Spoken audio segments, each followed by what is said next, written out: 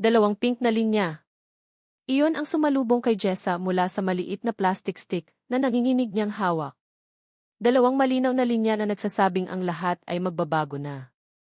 Huminga siya ng malalim, pinipilit pakalmahin ang dibdib na tila hinahabol ng 1,000 kabayo.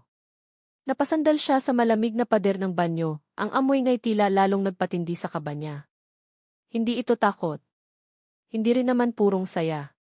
Ito ay isang halo ng dalawa, isang matamis na pangamba na gumagapang sa buo niyang sistema. Buntis ako. Paulit-ulit na umalingaw-ngaw ang mga salitang iyon sa isip niya. Buntis siya. Magiging ina na siya. At si Marco magiging ama na si Marco. Isang ngiti ang unti-unting sumilay sa kanyang mga labi, itinutulak palayo ang anumang bakas ng alinlangan. Ito na iyon. Ito na ang hinihintay niya. Sa loob ng 3 taon nilang relasyon, palagi niyang pinapangarap ang sandaling ito, ang bubuo sa kanila, ang magpapatibay sa kanilang mga pangarap. Si Marco, ang kanyang matipuno at ambisyosong si Marco, ang marketing director ng Imperial Group. Palagi itong abala, palaging may hinahabol na deadline, palaging may gustong patunayan. Minsan, naiisip ni Jessa na para siyang nakikipag-agawan ng atensyon sa trabaho nito. Pero ang batang ito, ang anak nila ito ang magiging dahilan para bumagal si Marco. Ito ang magiging sentro ng mundo nila. Hindi na lang tungkol sa promotions o sa quarterly reports. Ito ay tungkol sa isang pamilya. Ang kanilang pamilya. Mabilis siyang kumilos. Maingat niyang ibinalot sa tissue ang pregnancy test at inilagay sa isang maliit at magandang kahon na nabili niya noon pa para sa isang espesyal na okasyon. Ito na ang pinaka-espesyal na okasyon. Mamayang gabi, sa kanilang Montsari dinner, ibibigay niya ito. Nai-imagine na niya ang reaksyon ni Marco, ang paunang pagkalito, na susundan ng dahan-dahang pag-unawa, at hahantong sa isang ngiting mas maliwanag pa sa lahat ng bituin. Marahil, luluhod ito at sa wakas, itatanong na ang tanong na matagal na niyang gustong marinig. Ang pag-asang iyon ang naging panggatong niya sa buong maghapon. Habang nasa opisina, hindi niya mayalis ang ngiti sa kanyang labi. Kahit ang mga tambak na papeles ay tila gumaan. Bawat email na kanyang sinasagot, bawat tawag na kanyang tinatanggap, ay may kasamang lihim na kagalakan. Mukhang maganda ang gising mo ngayon, Jessa, puna ng katabi niyang si Liza. Okay lang naman, sagot niya, sabay kagat sa labi para pigilan ang mas malawak na ngiti. Pagdating ng 5:00, halos paliparin niya ang oras. Nagpaalam siya agad at dumiretso sa kanyang maliit na apartment. Inilabas niya ang pinakamaganda niyang bestida, isang simpleng navy blue na damit na nagpapatingkad sa kulay ng kanyang balat. Nag-ayos siya ng mabuti, tinitiyak na perpekto ang lahat. Para itong isang panimula. Ang panimula ng bago at mas masayang yugto ng kanilang buhay. Hawak ang maliit na kahon sa loob ng kanyang bag, dumating siya sa napag-usapang restaurant. Isang mamahalin at eleganteng lugar na karaniwang pinupuntahan ng mga mayayamang pamilya at mga nag-uusap tungkol sa negosyo. Medyo hindi siya komportable sa sobrang katahimikan ng lugar, pero ito ang pinili ni Marco. Palaging ganito si Marco, mahilig sa mga bagay na nagpapakita ng estado sa buhay. Umorder siya ng tubig at naghintay. Lumipas ang 15 minuto.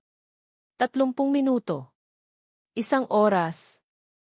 Ang kaninang mainit na pag-asa sa kanyang dibdib ay unti-unting nilalamig ng kaba. Tinawagan niya ang cellphone ni Marco pero unattended ito. Normal naman ito minsan, lalo na kapag may biglaang meeting. Pinilit niyang intindihin. Inaliw niya ang sarili sa pagtingin sa mga taong pumapasok at lumalabas. Nang sa wakas ay natanaw na niya ang pamilyar na figura ni Marco sa may pintuan, nakahinga siya ng maluwag. Ngunit ang ngiti niya ay agad na naglaho nang makita ang ekspresyon sa mukha nito. Walang bakas ng pananabik o pagmamadaling makarating sa kanya. Dumiretso ito sa mesa, halos hindi siya tinitingnan sa mata. Sorry, I'm late. May biglaang tinapos lang sa office, sabi nito sa malamig na tono, habang inilalapag ang leather briefcase sa tabi ng upuan. Hindi man lang siya nito hinalikan sa pisngi, gaya ng dati. Okay lang. Kumusta ang araw mo? Tanong ni Jessa, sinusubukang ibalik ang init sa pagitan nila. Pagod. Maraming stress, maikling sagot ni Marco, sabay kuha sa menu. Tila mas interesado pa ito sa listahan ng pagkain kaysa sa kanya. Pinakiramdaman ni Jessa ang paligid. Ang ibang mga mag-asawa ay masayang nag-uusap. Sila, parang may pader na nakapagitan sa kanila. Ipinagwalang bahala niya ito. Pagod lang siya, sabi niya sa sarili. Kapag nalaman niya ang balita ko, mawawala lahat ng pagod niya. Marco, panimula niya, habang dahan-dahang kinukuha ang maliit na kahon mula sa kanyang bag, may maisorpresa ako para sa iyo. Ngunit bago pa man niya mailapag ang kahon sa mesa, itinaas ni Marco ang kanyang kamay, isang senyas na patigilin siya. Ang mga mata nito, na dati puno ng paghanga para sa kanya, ay ngayon malamig at walang emosyon. Jessa, we need to talk, sabi nito sa boses na pang boardroom meeting, hindi pang kasintahan. I've been thinking a lot lately. About us. About Jung's career. About Jung's future. Naramdaman ni Jessa ang panlalamig ng kanyang mga kamay. Binitawan niya ang kahon sa loob ng kanyang bag. Anong ibig mong sabihin? Huminga si Marco ng malalim, tila naghahanda para sa isang business presentation. Hindi na to nag-work, Jessa. Ang relasyon na to, it's holding me back. I need to focus on my goals. Malapit na akong ma-promote bilang vice president. Hindi ko kailangan ng anumang distraction sa ngayon. Distraction, halos pabulong na tanong ni Jessa. Hindi siya makapaniwala sa kanyang naririnig. 3 taon, Marco. Distraction lang ba iyon para sa'yo? Let's be practical. Pagpapatuloy nito, hindi pinapansin ang sakit sa kanyang boses. We're in different places. May mga pangarap ako para sa sarili ko. Hindi ka kasama doon. Ang bawat salita ay parang isang piraso ng yelo na tumutusok sa kanyang puso. Ang kaninang pangarap na pamilya, ang masayang reaksyon, ang inaasam na singsing, lahat ay naglaho na parang bula. Ang natira ay ang malupit at malamig na katotohanan. So, ano to? Nakikipaghiwalay ka sa akin, nanginginig niyang tanong, habang pinipigilan ang mga luhang nagbabadyang tumulo. I think it's for the best, sabi ni Marco, sabay tayo. Inayos nito ang kanyang mamahaling Amerikana. I'm sorry kung nasasaktan ka. But this is the right decision. For me. Hindi na niya hinintay ang sagot ni Jessa. Tumalikod ito at nagsimulang maglakad palayo, iiwan siya sa gitna ng mamahaling restoran, sa gitna ng mga matang mapanghusga, sa gitna ng kanyang gumuhong mundo. Naiwan si Jessa na nakatulala, hindi makagalaw. Ang kamay niya ay mahigpit na nakakuyom sa strap ng kanyang bag, kung saan nakatago ang maliit na kahon na naglalaman ng katibayan ng kanilang pag-ibig, o ng pag-ibig na akala niya ay totoo. Ang katibayan ng isang buhay na ngayon ay kailangan niyang harapin ng mag-isa. Hindi niya alam kung gaano siya katagal na nakaupo roon. Nang sa wakas ay nagkaroon siya ng lakas para tumayo, pakiramdam niya ay 100 taon ang kanyang itinanda. Nagbayad siya at lumabas, walang direksyong tinatahak, hanggang sa makarating siya sa kanyang apartment. Ibinagsak niya ang sarili sa sofa. Ang katahimikan ng apartment ay nakakabingi. Kinuha niya ang isang picture frame sa side table. Ang larawan nilang dalawa ni Marco, kuha sa isang beach sa Batangas, parehong nakangiti ng malapad, tila walang anumang problema sa mundo. Hinaplos niya ang kanyang tiyan. Ang sikreto sa loob nito ay hindi na isang masayang balita. Isa na itong mabigat na pasanin. Napayuko si Jessa at naramdaman niya ang unti-unting pag-init ng kanyang mga mata. Isang butil ng luha ang pumatak sa kanyang kamay na sinundan pa ng marami. Doon, sa dilim ng kanyang sala, humagulgol siya ng walang tunog. Para kanino ang mga pangarap niya ngayon? Paano niya sisimulan ang bukas? Sa gitna ng kanyang pag-iyak, tinitigan niya ang larawan ni Marco. Paano na kami ng anak mo? Bulong niya sa hangin, ang boses ay basag at puno ng kawalan ng pag-asa. Bigla, ang katahimikan ay binasag ng isang matinis na tunog. Ding-dong! Ang tunog ng doorbell ay umalinggaw-ngao sa buong apartment, tila isang hudyat mula sa labas ng kanyang madilim na mundo. Napahinto siya sa pag-iyak, ang puso niya ibiglang kumabog ng malakas. Napahinto sa pag-iyak si Jessa. Ang tunog ng doorbell ay tila isang matulis na bagay na pumunit sa makapal na kumot ng kanyang pagdadalamhati. Sino? Sino ang darating sa ganitong oras? Napatingin siya sa salamin sa may dingding, ang kanyang mukha ay basang-basa sa luha, ang kanyang buhok ay magulo, ang kanyang mga mata ay namumugto. Wala siyang lakas na humarap sa kahit na sino. Baka si Marco. Isang hibla ng desperadong pag-asa ang kumislap sa puso niya, isang pag-asang kasing rupok ng salamin. Baka bumalik ito. Baka na-realize niya ang kanyang pagkakamali. Baka. Nanginginig siyang tumayo at dahan-dahang lumapit sa pinto. Sumilik siya sa maliit na butas nito. Ang figurang nakatayo sa labas ay hindi ang inaasahan niya. Hindi ito si Marco. Ito ay si Aldrin. Ang kanyang matalik na kaibigan. Ang inhinyerong palaging tahimik pero palaging nariyan. Ang mukha nito, nakaraniway kalmado, ay puno ng hindi maitagong pag-aalala. Dahan-dahan niyang binuksan ang pinto. Jessa, mahinang tanong ni Aldrin. Hindi na nito kailangang itanong kung ano ang problema. Ang itsura niya ay sapat ng sagot. Hindi siya sumagot. Sa halip, ang lakas na pinilit niyang buuin ay bigla na lang gumuho. Muli siyang napahagulgol, ngunit sa pagkakataong ito, hindi na tahimik. Ito ay isang iyak na puno ng sakit, ng pagkabigo, ng lahat ng pangarap na nawasak sa isang iglap. Walang sinabi si Aldrin. Inangat lang nito ang isang plastic bag na dala-dala. Amoy na amoy niya ang paborito niyang lugaw mula sa maliit na kainan sa kanto. Pumasok ito sa loob, isinara ang pinto, at maingat na inilapag ang pagkain sa mesa. Pagkatapos, umupo ito sa isang silya sa di kalayuan, binibigyan siya ng espasyo, pero ipinaparamdam na hindi siya nag-iisa. Iyon lang. Hindi ito nagtanong. Hindi ito nagbigay ng payo. Hinayaan lang siya nitong ilabas ang lahat ng bigat na nakadagan sa kanyang dibdib. At para kay Jessa, ang katahimikan ni Aldrin ay mas nakakaaliw kaysa sa anumang salita na maaaring sabihin ng iba. Naalala niya noong college sila. Nang bumagsak siya sa isang major exam at pakiramdam niya ay katapusan na ng mundo, hindi siya pinangaralan ni Aldrin. Sa halip, tinabihan lang siya nito sa library, naglagay ng isang tasa ng kape sa harap niya, at tahimik na nagbasa ng sarili nitong libro hanggang sa handa na siyang magsalita. Ganoon si Aldrin.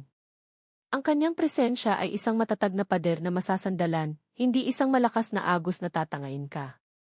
Nang sa wakas ay humupa ang kanyang pag-iyak at ang natira na lang ay mga hikbi, tumayo si Aldrin. Kumuha ito ng isang basong tubig at iniabot sa kanya. Inumin mo to, mahinang sabi nito. Sinunod niya. Pagkatapos, kumuha ito ng mangkok at nagsali ng lugaw. Mainit pa. Inilagay nito iyon sa maliit na mesa sa harap ng sofa. Kainin mo. Kahit konti lang, sabi ulit nito. Walang ganang tumingin si Jessa sa pagkain. Wala akong gana, Aldrin. Kailangan mong kumain, Jessa, sabi nito, at sa unang pagkakataon, may diin sa boses nito. Kailangan ng lakas ng katawan mo. May kakaiba sa paraan ng pagkakasabi niya noon, pero ipinagwalang bahala iyon ni Jessa. Marahil ay dahil alam nitong buong araw siyang hindi kumain ng maayos. Pinilit niyang sumubo ng isang kutsara. Ang init ng lugaw ay tila nagbigay ng kaunting ginhawa sa nanlalamig niyang katawan. Habang kumakain siya ng mabagal, nagsimulang kumilos si Aldrin. Pinulot nito ang mga basurang tissue sa sahig. Iniligpit ang picture frame na ibinato niya kanina. Pumunta ito sa kusina at narinig niya ang mahinang tunog ng agos ng tubig. Hinuhugasan nito ang mga platong naiwan niya sa lababo. Lahat ay ginawa nito ng walang ingay, ng walang anumang salitang panunumbat. Pakiramdam ni Jessa ay nahiya siya. Ang apartment niya ay salamin ng kanyang nararamdaman, magulo at puno ng kalungkutan. At si Aldrin, sa kanyang tahimik na paraan, ay sinusubukang ayusin ang pareho. Kinabukasan, maaga siyang nagising sa sofa. Nakabalot sa kanya ang isang kumot na hindi niya matandaang kinuha. Si Aldrin ay natutulog sa sahig, gamit lang ang kanyang jacket bilang unan. Napatingin si Jessa sa kaibigan. Sa liwanag ng umaga, kitang-kita niya ang pagod sa mukha nito. Ilang oras na ba itong gising para bantayan siya? Dahan-dahan siyang tumayo para hindi ito magising. Nang mapadaan siya sa mesa sa kusina, may nakita siyang isang listahan sa isang piraso ng papel. Listahan ng mga masustansyang pagkain para sa nagbubuntis. Vitamins, folic acid. Mga pangalan ng ilang kilalang obgyn sa Batangas City. Natigilan si Jessa. Paano niya nalaman? At sa kanya naalala, sa sobrang sama ng loob niya kagabi, nasabi niya ang lahat. Ang tungkol sa 2 linya. Ang pag-alis ni Marco. Lahat. At ito ang naging reaksyon ni Aldrin. Hindi paghusga. Hindi awa. Kundi isang listahan ng mga praktikal na bagay na kailangan niyang gawin. Isang plano. Maya-maya pa, nag-alok si Aldrin na ihatid siya sa pinakamalapit na botika para bumili ng vitamins. Kahit ayaw pa sanang lumabas ni Jessa, nagpumilit ito sa mahinahong paraan. Kailangan mong simulan, Jessa. Para sa inyo, sabi nito, at ang salitang kiinyo ay nag-iwan ng kakaibang init sa kanyang puso. Habang naglalakad sila papunta sa nakaparadang kotse ni Aldrin, napansin ni Jessa ang isang libro sa may dashboard. Medyo luma na at halatang laging binabasa. Ang pamagat, ang unang taon ng iyong baby, isang gabay para sa mga bagong magulang. Kumunot ang noo niya. Para saan yan, tanong niya, sabay turo sa libro. Kitang-kita niya ang bahagyang pagkabigla sa mga mata ni Aldrin. Agad nitong kinuha ang libro at inilagay sa glove compartment na para bang nagtatago ng ebidensya. Ah, yan ba, sabi nito, na halatang hindi mapakali. Sa pinsan ko. Sa pinsan ko. Bagong panganak kasi ang asawa niya. Nagpapatulong lang mag-research. Tumango na lang si Jessa, kahit pakiramdam niya ay may mali sa paliwanag nito. Bakit parang kabisado na ni Aldrin ang bawat pahina kung para lang naman iyon sa iba? Pero masyadong mabigat ang sarili niyang problema para isipin pa iyon. Nang makabalik sila sa apartment, nagpaalam na si Aldrin para pumasok sa trabaho. Tawagan mo ko kung may kailangan ka, sabi nito bago umalis. Kahit anong oras, Jessa. Kahit ano. Naiwan siyang mag-isa, pero sa pagkakataong ito, hindi na ganoon kabigat ang pakiramdam niya. Ang presensya ni Aldrin ay parang isang angkla sa gitna ng malakas na unos. Hindi pa rin niya alam kung paano haharapin ang bukas, pero alam niyang may isang taong hindi siya iiwan. Huminga siya ng malalim, hawak ang bote ng vitamins. Ito na ang simula. Ang simula ng pagiging isang ina. Mag-isa. Habang iniisip niya ito, biglang tumunog ang kanyang cellphone. Isang unknown number ang tumatawag. Nag-aalangan man ay sinagot niya ito. Hello? Miss Jennifer Reyes? Ang boses sa kabilang linya ay boses ng isang babae. Malamig. Makapangyarihan. At pamilyar sa isang paraan na hindi niya maintindihan. Nagbigay ito ng kaba sa kanyang dibdib. Sino po sila? Nagkaroon ng sandaling katahimikan bago sumagot ang babae. Ang bawat salita ay tila may bigat ng bakal. I am Esmeralda Imperial. We need to talk. Ang tunog ng martilyo at ang sigaw ng mga trabahador sa construction site ang karaniwang musika sa mundo ni Aldrin. Dito, ang lahat ay may plano, may sukat, may tamang anggulo. Ang bakal, semento, at kahoy ay sumusunod sa utos ng blueprint. Isang malinis at lohikal na mundo. Kabaligtaran ng gulo na nagaganap sa loob ng kanyang dibdib. Nakatayo siya sa kanyang maliit na opisina sa site, nakatingin sa mga plano ng itinatayong gusali, pero ang isip niya ay lumilipad sa ibang lugar. Lumilipad ito pabalik sa apartment ni Jessa. Kumain na kaya siya? Ininom na kaya niya ang mga vitamins? Ang imahe ng namumugto nitong mga mata at basag na boses ay nakaukit sa kanyang isipan, isang paalala ng sakit na hindi niya kayang pawiin. Kasalanan ko to. Ang mga salitang iyon ay parang lason na unti-unting kumakalat sa kanyang sistema sa loob ng nakalipas na 2 buwan. Simula ng gabing iyon. Biglang bumuhos ang malakas na ulan, ang tunog ng pagpatak nito sa yero ng bubong ay nagbalik sa kanya sa alaala na pilit niyang ibinabaon. Ang gabing iyon. Umuulan din noon. Dumating si Jessa sa kanyang pintuan, hindi bilang ang masayahin at laging maayos na Jessa na kilala niya, kundi bilang isang basang sisiw na winasak ng bagyo. Amoy alak ito at ang kanyang mga matay puno ng luha. Nag-away sila ni Marco. Narinig niya ang lahat, ang masasakit na salita, ang panunumbat. At gaya ng dati, sa kanya ito tumakbo. Sa kanya, na palaging i-best friend lang. Inalagaan niya ito. Pinunasan ang buhok nitong basa. Binigyan ng mainit na kape. At pinakinggan ang bawat salita ng pait at sakit na ibinuhos nito. Sa kalasingan at kalungkutan, naging marupok si Jessa. Lumingon ito sa kanya, ang mga matang puno ng pasasalamat at desperasyon. Bakit hindi na lang ikaw, Aldrin, bulong nito? Bakit hindi na lang ikaw na laging nandyan? At bago pa man niya maproseso ang lahat, hinalikan siya nito. Isang halik na lasang luha at alak, isang halik na puno ng paghahanap ng kalinga. At siya, ang lalaking sa loob ng maraming taon ay lihim na nagmamahal dito, ay hindi na nakakilos. Tinugon niya ang halik na iyon. Isang malaking pagkakamali. Isang sandali ng kahinaan na hahantong sa isang kasalanan na habang buhay niyang papasanin. Kinaumagahan, nagising si Jessa na may matinding hangover at walang maalala sa mga detalye ng gabi. Ang alam lang niya ay nag-away sila ni Marco at sa kaibigan siya natulog. Gumaan ang loob nito, nagpasalamat sa kanya, at bumalik sa buhay nito na para bang walang nangyari. Samantalang siya, naiwang pasan-pasan ang bigat ng isang sikretong hindi niya masabi-sabi. Napapikit si Aldrin, pilit itinutulak palayo ang alaala. Tapos na yon. Ang mahalaga ay ang ngayon. Ang mahalaga ay si Jessa at ang batang dinadala nito, ang batang alam niyang may malaking posibilidad na sa kanya. Ang isiping iyon ay sabay na nagbibigay sa kanya ng takot at isang lihim na saya. Kinagabihan, pagkatapos ng trabaho, hindi niya napigilang magmaneho papunta sa direksyon ng apartment ni Jessa. Hindi siya bababa. Gusto lang niyang masigurong payapa ang paligid. Ngunit ang nakita niya ay nagpatigil sa kanyang paghinga. Isang makintab na itim na Mercedes-Benz ang nakaparada sa tapat ng gusali. Hindi ito ordinaryong sasakyan.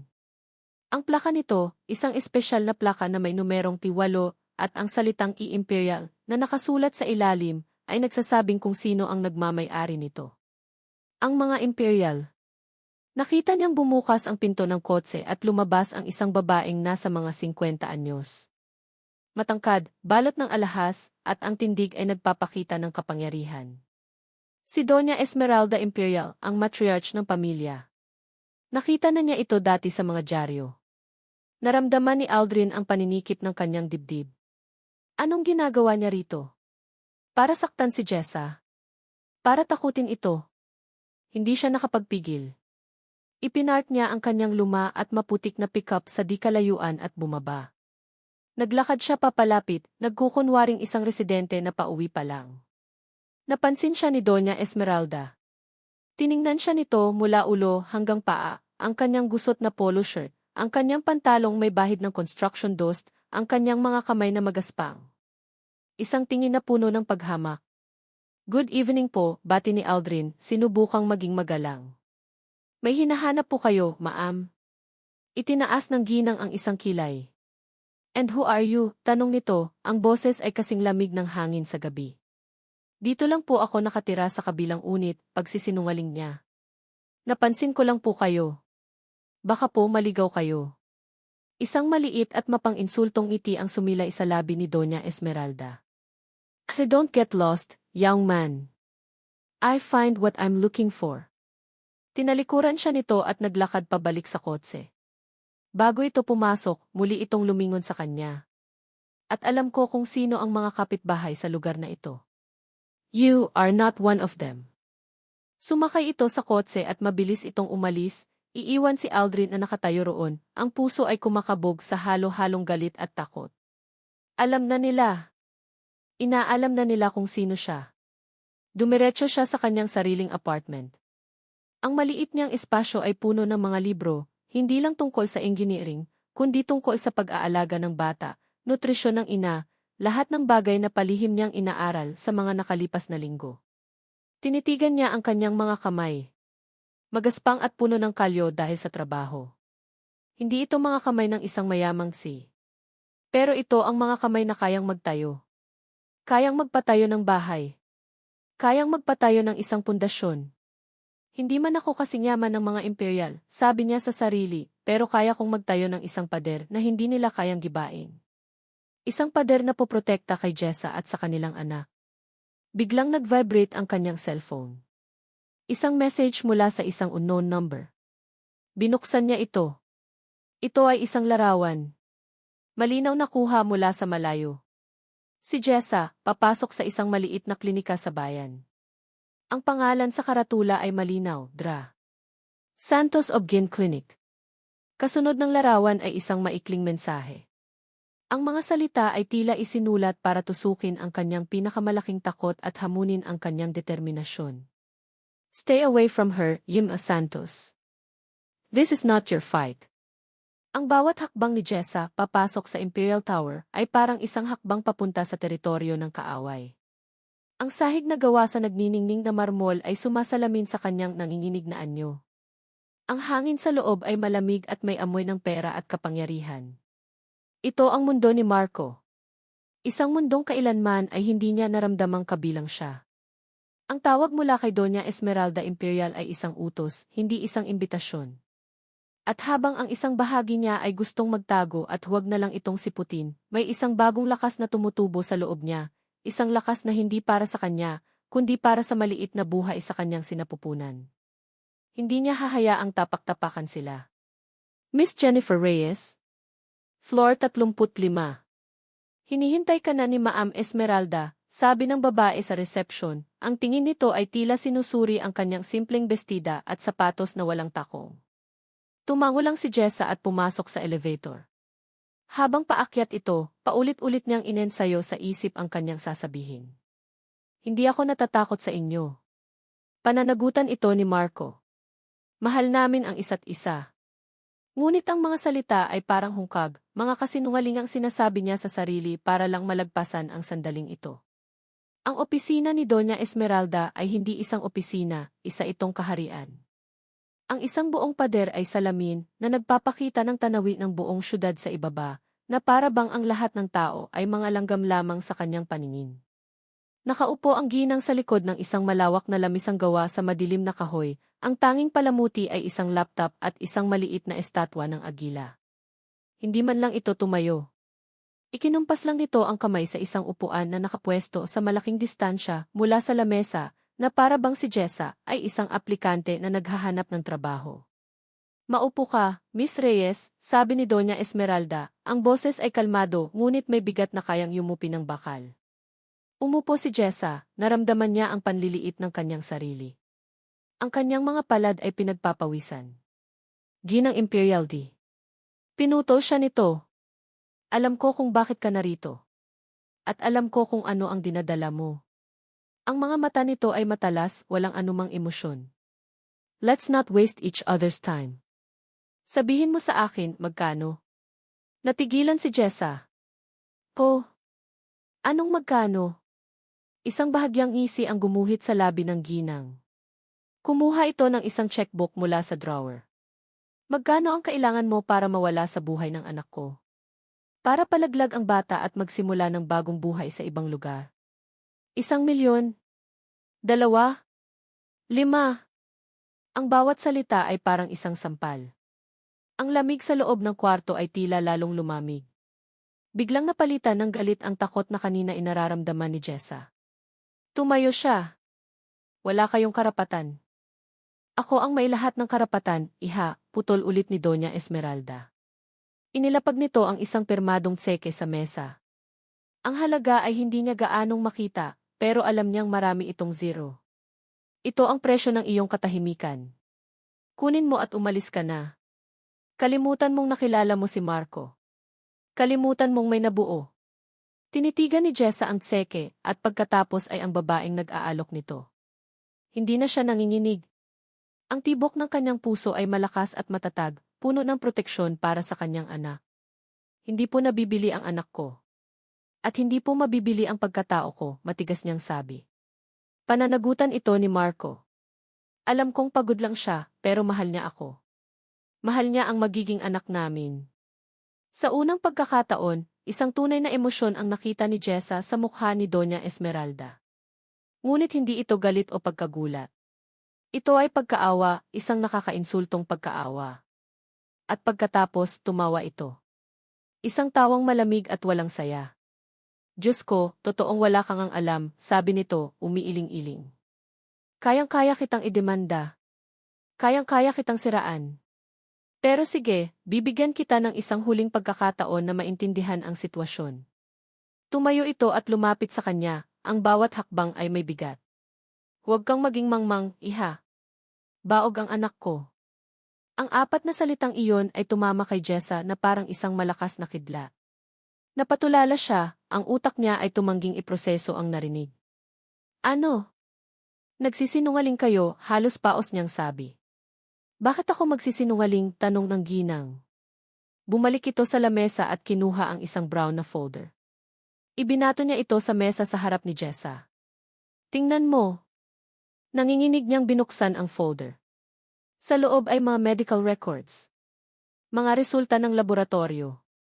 At isang pirma ng doktor.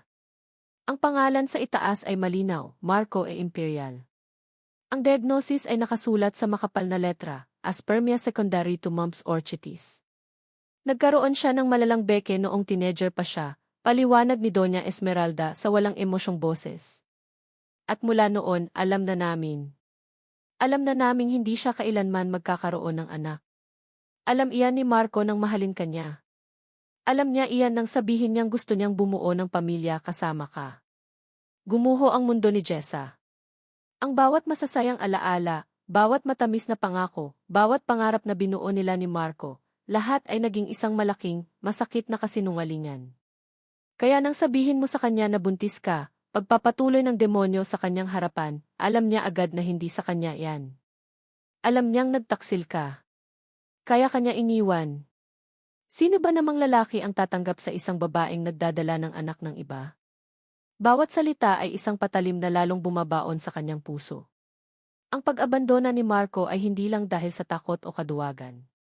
Ito ay isang kalkuladong plano. Isang malupit na pagtatanghal. Ginawa siya nitong kontrabida sa sarili nilang kwento. Wala nang luhang lumalabas sa kanyang mga mata.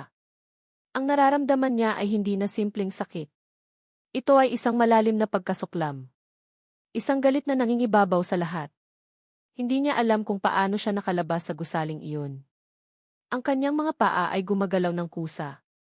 Naglalakad siya sa mataong kalsada ng walang direksyon, ang ingay ng mga busina at sigawan ng mga tao ay tila nasa napakalayo. Ang tanging umuulit-ulit sa kanyang isipan ay ang mga salita ni Doña Esmeralda. Baog ang anak ko. Alam niyang hindi sa kanya iyan.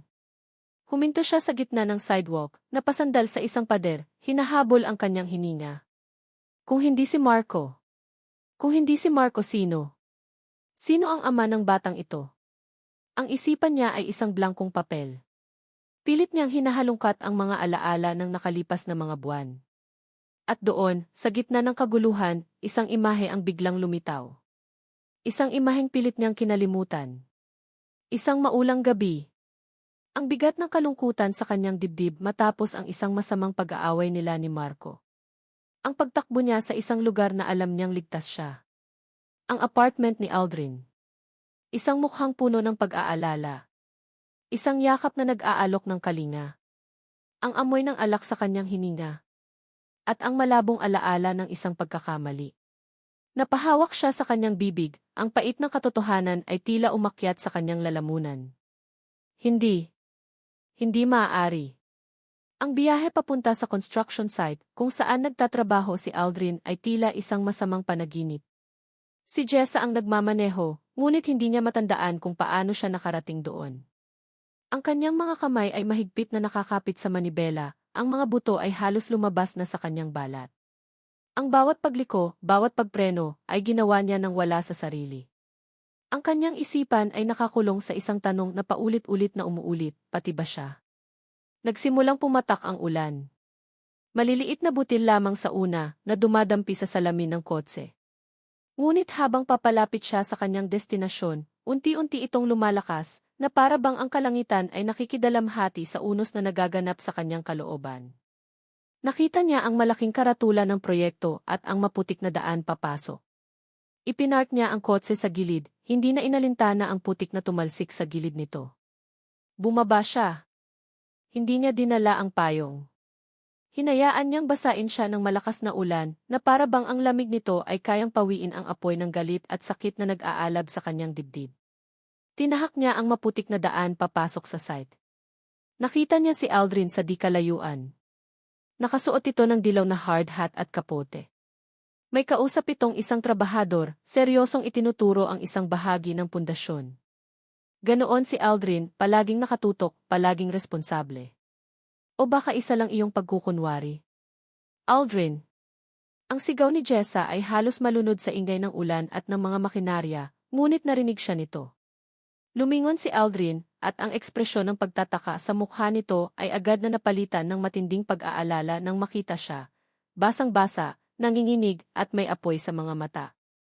Mabilis itong lumapit sa kanya, hinubad ang sariling kapote para ipatong sa kanya, ngunit iwinaksi niya ito. "Huwag," sigaw niya. "Huwag mo akong hawakan." Napatigil si Aldrin, ang mga kamay ay naiwang nakabitin sa hangin. "Jessa, anong nangyari? Bakit ka nandito? Basang-basa ka." "Bakit ako nandito?" tumawa si Jessa, isang tawang walang kasing pait. "Nandito ako para itanong sa'yo, Aldrin. Ang matalik kong kaibigan. Ang tagapagtanggol ko. Ang laging nariyan para sa akin." Lumapit siya, ang bawat hakbang ay mabigat. Tinitigan niya ito ng diretso sa mata, hinahamon itong salubungin ang kanyang tingin. "Sabihin mo sa akin ang totoo. Ang gabing iyon. Ang gabing uminom ako dahil kay Marco. Ang gabing natulog ako sa apartment mo. Anong nangyari?" Nakita niya ang pagbabago sa mga mata ni Aldrin. Ang pag-aalala ay napalitan ng takot. Isang takot na kumumpirma sa lahat ng kanyang hinala. Umiwas ito ng tingin. "Jessa, lasing ka noon. Nag-away kayo ni Marco. Nasasaktan ka. Sagutin mo ang tanong ko," sigaw niya, ang boses ay pumipiyok na. "May nangyari ba sa atin, Aldrin? Sabihin mo." Ang katahimikan ni Aldrin ay isang nakabibinging pag-amin. Yumuko ito, hindi makatingin sa kanya. Ang malakas na ulan ay nagpatuloy sa pagbuhos, na para bang sinusubukang hugasan ang kasalanang nakakapit sa kanilang dalawa. "Jessa, patawarin mo ako," halos pabulong na sabi ni Aldrin, ang boses ay basag. Doon, sa ilalim ng kulay abong langit at sa gitna ng putik, ikinuwento nito ang lahat. Ang pagdating niya. Ang mga luha niya. Ang halik na siya ang nagsimula. At ang kahinaan nito na tumugon. Ikinuwento nito ang pagsisisi na naramdaman niya kinaumagahan. Ang takot na sabihin sa kanya ang totoo dahil ayaw niyang masira ang kanilang pagkakaibigan. Ang desisyong itago na lang ang lahat at protektahan siya mula sa malayo. "Mahal kita, Jessa," pag-amin nito sa wakas, ang mga salitang matagal na nitong kinimkim ay lumabas kasabay ng luhang humahalo sa ulan sa pisngi nito. "Mahal na kita noon pa. At ang gabing iyon ang pinakamalaking pagkakamali ng buhay ko. Dahil sinamantala ko ang kahinaan mo." Hindi na galit ang naramdaman ni Jessa. Napalitan na ito ng isang malalim at nakakamanhid na sakit. Ang huling taong pinagkakatiwalaan niya sa buong mundo. Ang nag-iisang pader na sinasandalan niya. Gumuho na rin. Inangat niya ang kanyang kamay. Ang sampal na ibinigay niya ay hindi malakas, ngunit ang tunog nito ay tila mas malakas pa kaysa sa kulog. Hindi ito isang sampal ng galit, kundi isang sampal ng pagkabigo. "Pati ba naman ikaw," bulong niya, ang mga luha ay malaya ng dumadaloy, walang pinagkaiba sa ulan na bumabasa sa kanyang mukha. "Akala ko iba ka. Akala ko ligtas ako sa'yo." Hinawakan niya ang kanyang tiyan. Ang batang ito. Ang anak niya. Hindi ito bunga ng pag-ibig, kundi bunga ng dalawang magkahiwalay na pagtataksil. Isang pagtataksil ng kasintahan. At isang pagtataksil ng matalik na kaibigan. "Gusto kong mapag-isa," sabi niya, ang boses ay malamig at walang emosyon. "Lumayo ka sa akin, Aldrin. Huwag ka nang magpapakita sa akin. Kailanman." Tumalikod siya at nagsimulang maglakad palayo. Hindi niya ito nilingon. Ayaw niyang makita ang sakit sa mukha nito. Dahil ang sakit na iyon ay hindi kayang tumbasan ang nararamdaman niyang pagkawasak. Narinig niyang tinawag nito ang pangalan niya, ngunit hindi siya huminto. Nang makabalik siya sa kanyang kotse, doon lang niya naramdaman ang panginginig ng buo niyang katawan. Ipinatong niya ang kanyang noo sa manibela at humagulgol. Naiwan si Aldrin na nakatayo sa gitna ng ulan, nakatingin sa papalayong kotse ni Jessa. Nananatiling nakataas ang kamay nito sa ere, na para bang kaya pa niyang abutin ang babaeng pinakamamahal niya, ang babaeng ngayon ay kasalanan niya kung bakit nawasak. Pagdating ni Jessa sa kanyang apartment, ang katahimikan na sumalubong sa kanya ay mas mabigat kaysa dati. Hindi na ito simpleng kalungkutan. Ito ay ang katahimikan ng pag-iisa. Si Marco, ang lalaking pinangarap niyang makasama habang buhay, ay niloko siya sa pinakamasakit na paraan. At si Aldrin, ang lalaking itinuring niyang kapatid at kanlungan, ay nagtago ng isang sikretong sumira sa huling piraso ng tiwalang natitira sa kanya. Ibinagsak niya ang kanyang sarili sa sahig, sa parehong lugar kung saan siya umiyak ilang araw na ang nakalipas. Ngunit ngayon, ang pakiramdam ay 100 beses na mas masahol.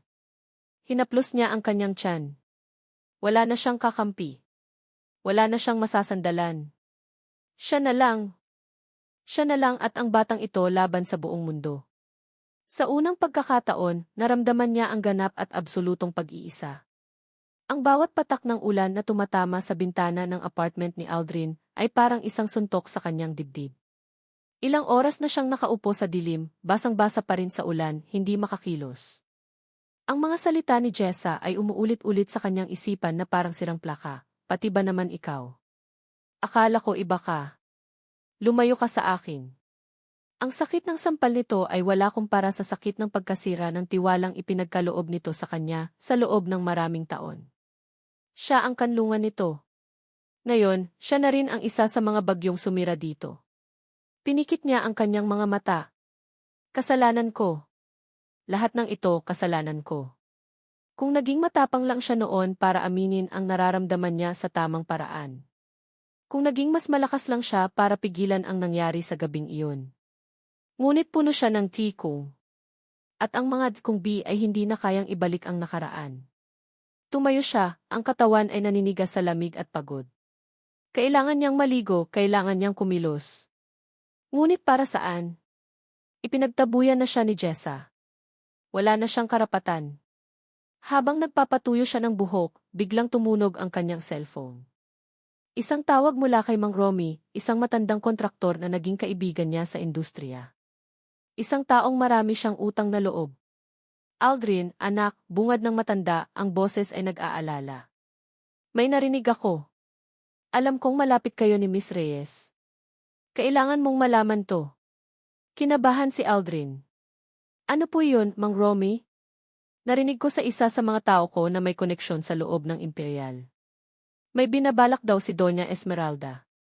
Ayaw nilang lumaki ang gulo.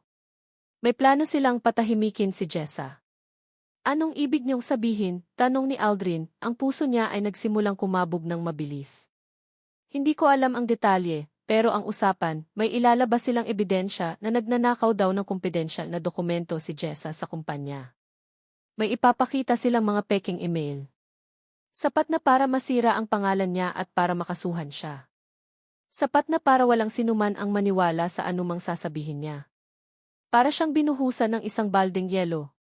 Ganoon sila kasama. Ganoon sila kadesperado para protektahan ang pangalan nila. Handa nilang wasakin ang isang inosenteng tao, isang buntis, para lang pagtakpan ang kasinungalingan ng kanilang pamilya. Biglang naglaho ang pagkaawa ni Aldrin sa sarili. Napalitan ito ng isang nag-aalab na galit. Isang galit na hindi niya kailanman naramdaman sa buong buhay niya. Tama na ang pagtatago sa anino. Tama na ang pagiging tahimik. Tama na ang pagiging duwag. Binuksan niya ang kanyang wallet. Kinuha niya mula roon ang isang maliit na papel na nakatupi ng maingat. Ang kopya ng unang ultrasound ni Jessa. Ibinigay ito sa kanya ng nurse sa klinika nang samahan niya ito noon nang si Jessa ay nasa banyo. Itinago niya ito. Isang maliit na itim at puting larawan ng isang tuldok ng buhay. Ang kanyang anak. Tinitigan niya ang larawan. Ito ang mahalaga. Hindi ang sakit niya. Hindi ang pagkakamali niya. Kundi ang dalawang taong ito na walang ibang kakampi sa mundo. Nagbihis siya ng mabilis. Alam niya kung saan siya pupunta. Ngayong gabi ang anniversary party ng Imperial Group. Isang malaking pagdiriwang nagaganapin sa pinakamagarang hotel sa syudad. At alam niyang nandoon si Jessa. Isa ito sa mga huling event na inorganisa ng team nito bago ang lahat ng gulo, at sinabi nito sa kanya noon na kailangan nitong dumalo bilang bahagi ng kanyang tungkulin. Pagdating niya sa hotel, ang itsura niya ay malayong-malayo sa mga bisitang nakasuot ng gown at barong. Ang kanyang suot ay simpleng polo shirt at maong, ang kanyang buhok ay basa pa, at ang kanyang mga mata ay may determinasyon ng isang sundalong papasok sa gyera. Hinarang siya ng mga gwardiya sa pasukan. Sir, for guests only po. Hindi siya sumagot. Itinulak niya ang mga ito ng malakas at pumasok sa loob ng ballroom. Nagliwanag ang buong lugar. Ang mga mayayamang bisita ay nagtatawanan, may hawak na mga kopita ng champagne. Sa entablado, may isang malaking banner na nakasulat, Imperial Group, for 30 years, family is our foundation. Isang mapait na ngiti ang sumilay sa labi ni Aldrin. Pamilya. Napakagaling nilang magpanggap. Nakita niya si Jessa sa isang sulok, nakatayo malapit sa pader. Nakasuot ito ng simpleng damit, ngunit halata ang lungkot at pagod sa mukha nito. Nakatingin ito sa kawalan. Pagkatapos, nakita niya si Doña Esmeralda na paakyat sa entablado para magbigay ng talumpati. Ang kanyang boses ay umalingaw sa buong ballroom, nagsasalita tungkol sa integridad, karangalan at ihalaga ng pamilya. Hindi na niya kinaya. Nagsimula siyang maglakad papunta sa entablado. Ang mga tao ay napapatingin sa kanya, nagbubulungan.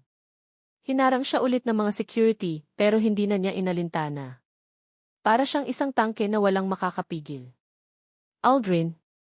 Narinig niyang tawag ni Jessa, ang boses ay puno ng gulat at takot. Nang makarating siya sa entablado, natigilan si Doña Esmeralda sa pagsasalita. Si Marco, na nakaupo sa harap, ay napatayo, ang mukha ay namumutla. Kinuha ni Aldrin ang mikropono mula sa kinatatayuan nito. Ang buong ballroom ay tumahimik. Ang lahat ng mata ay nakatuon sa kanya. Hinanap ng kanyang mga mata si Jessa sa gitna ng mga tao. Nagtama ang kanilang paningin. Sa mga mata ni Jessa, nakita niya ang pagkalito at sakit. Huminga siya ng malalim. Ito na. Para sa kanila. Magandang gabi sa inyong lahat, panimula niya, ang kanyang boses ay malakas at matatag. Hindi ako imbitado rito. Ngunit may kailangan kayong malaman. May kailangan malaman ang lahat. Tumingin siya ng diretsyo kay Marco at pagkatapos ay kay Doña Esmeralda, na ngayon ay kulay pula na sa galit. Kanina lang, nagsasalita si Ginang Imperial tungkol sa pamilya. Isang napakagandang salita. Pero ang pamilya ay hindi tungkol sa pangalan o sa pera. Ito ay tungkol sa pananagutan. Lumingon siyang muli kay Jessa, ang kanyang puso ay tila sasabog. Ang kanyang boses ay bahagyang nanginig, ngunit puno ng katapatan. Ang babaeng iyon, sabi niya, sabay turo kay Jessa na ngayon ay napapalibutan na ng mga nagbubulungang tao, ay si Jessa Reyes. Siya ang babaeng pinakamamahal ko. At dinadala niya ngayon sa kanyang sinapupunan ang pinakamalaking biyaya ng buhay ko. Isang malakas na hininga ng pagkagulat ang narinig mula sa mga manonood. Ako ang ama, deklara niya, ang bawat salita ay isang dagok sa peking mundo ng mga imperial. Tinitigan niya si Jessa, umaasang maiintindihan nito ang mensahe sa kanyang mga mata. Ako ang ama. At pananagutan ko sila habang buhay. Ang katahimikan sa loob ng ballroom ay nakabibingi. Si Marco ay napaupo na parang nawala ng lakas. Si Doña Esmeralda ay nanatiling nakatayo, ang mukha ay isang maskara ng purong galit, hindi makapagsalita. At si Jessa. Nakatayo lang ito sa gitna ng lahat, ang mga luha ay muling dumadaloy sa kanyang mga pisngi. Ngunit sa pagkakataong ito, ang kanyang mga mata ay hindi lang puno ng sakit. May nakahalo ng pagkabigla, pagkalito, at isang maliit, nanginginig na kislap ng isang damdaming hindi niya inaasahan. Ang sumunod na mga araw ay isang malaking unos. Ang iskandal sa Imperial Party D ang naging laman ng bawat pahayagan sa Batangas, maging sa ilang national blogs. Ang video ng pagtatapat ni Aldrin, na kinunan ng isa sa mga bisita, ay naging viral. Ang pundasyon ng pamilya na ipinagmamalaki ng mga imperial ay nayanig hanggang sa kaibuturan nito. Ang mga miyembro ng board ay nagpatawag ng emergency meeting. Ang mga kasosyo sa negosyo ay nagsimulang mag-atubili.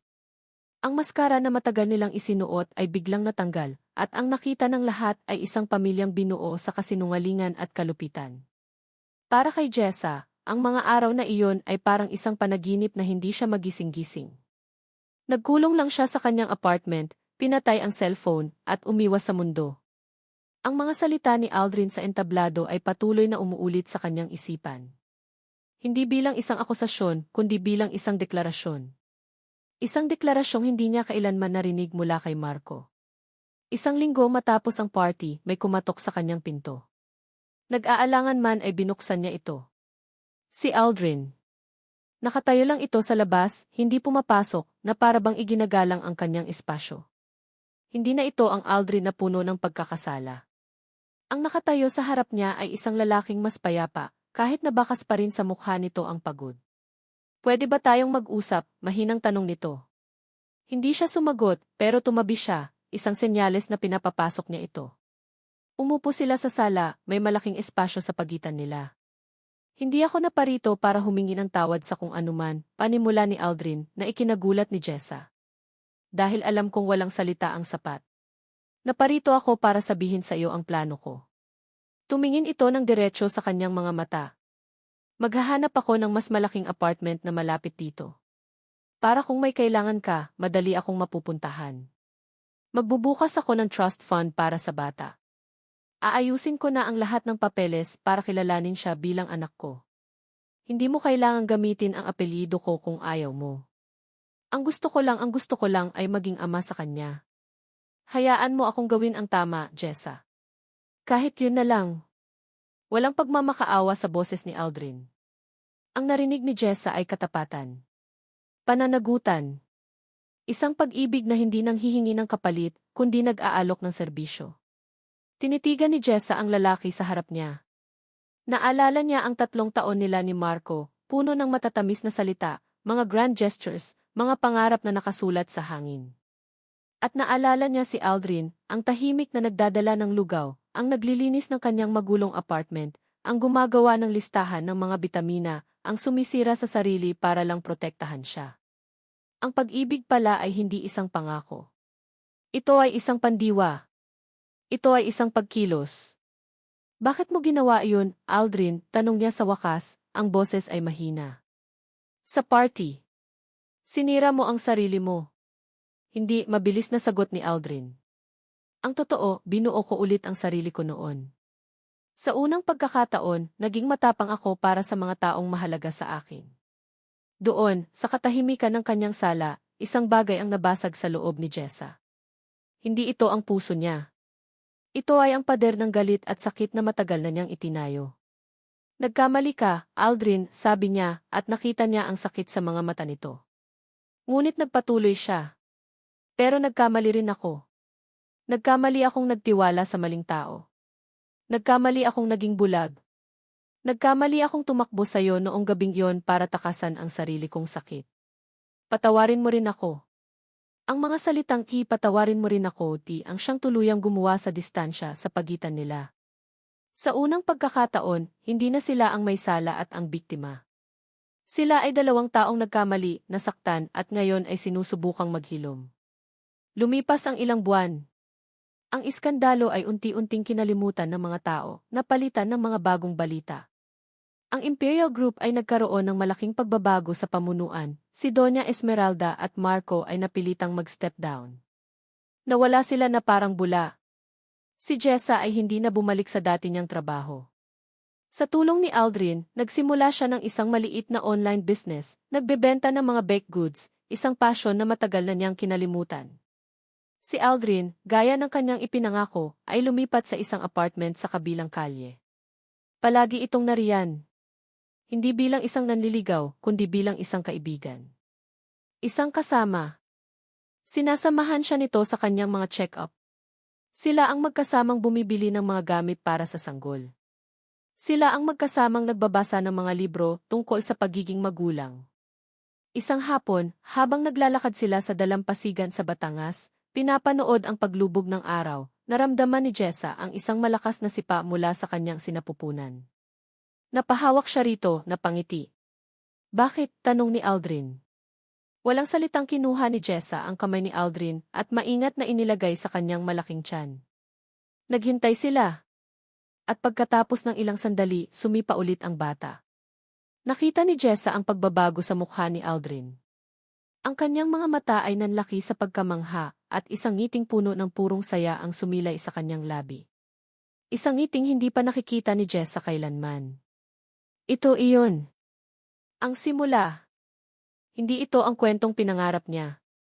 Hindi ito ang perpektong pamilya na nasa isip niya. Walang proposal sa isang magarang restaurant. Walang malaking bahay. Walang apelyidong imperial. Ang mayroon sila ay isang hapon sa dalampasigan. Isang maliit na apartment na amoy bagong lutong tinapay. Isang pag-ibig na hindi isinisigaw kundi ipinaparamdam. Isang pamilyang hindi nabuo sa perpektong pangako, kundi sa isang sirang katotohanan na pinili nilang buuin muli nang magkasama. Nagkatinginan sila ni Aldrin, ang mga kamay nito ay nakapatong pa rin sa kanyang tiyan. Sa mga mata nila, wala nang bakas ng pagkakasala o pagsisisi. Ang naroon na lang ay pagtanggap, pag-asa, at ang tahimik na pangako ng isang bagong simula. Ang tunay na simula ng kanilang kwento.